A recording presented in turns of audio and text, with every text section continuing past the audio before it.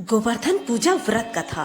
गोवर्धन पूजा की पौराणिक कथा के अनुसार द्वापर युग में एक बार देवराज इंद्र को अपने ऊपर अभिमान हो गया था। इंद्र का अभिमान चूर करने के लिए भगवान श्री कृष्ण ने एक अद्भुत लीला रची। श्री कृष्ण ने देखा कि एक दिन सभी ब्रिजवासी उत्तम पकवान बना रहे थे और किसी पूजा की तैयारी में व्यस्त थे।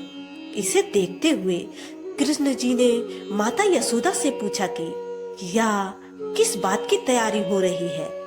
कृष्ण की बातें सुनकर यशोदा माता ने बताया कि इंद्रदेव की सभी ग्रामवासी पूजा करते हैं, जिससे गांव में ठीक से वर्षा होती रहे और कभी भी फसल खराब न हो और अन्न धन बना रहे। उस समय लोग इंद्र को प्रसन्न करने के लिए अन्नकूट का महत्व चढ़ाते थे। यशोदा बेन मैया ने कृष्ण जी को यह भी बताया कि इंद्रदेव की कृपा से ही अन्न की पैदावार होती है और उनसे गायों को चारा मिलता है। इस बात पर श्री कृष्ण ने कहा कि फिर इंद्रदेव की जगह गोवर्धन पर्वत की पूजा होनी चाहिए, क्योंकि गायों को चारा वहीं से मिलता है।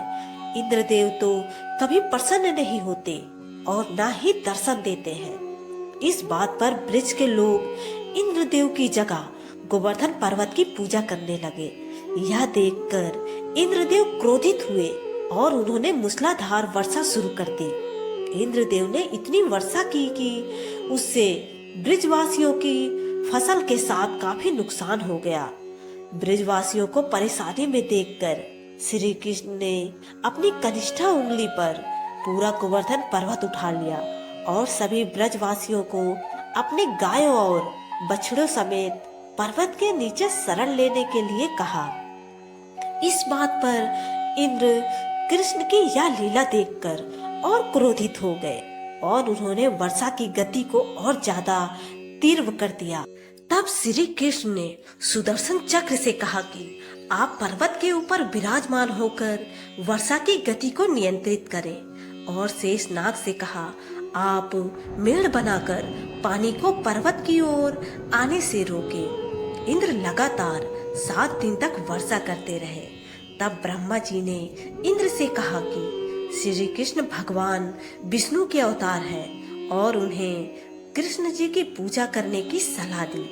ब्रह्मा जी की बात सुनकर इंद्र ने श्री कृष्ण से क्षमा मांगी और उनकी पूजा करके अन्नकूट का 56 तरह का भोग लगाया।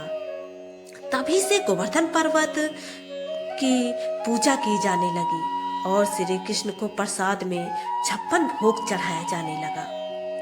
जय श्री राधे राधे।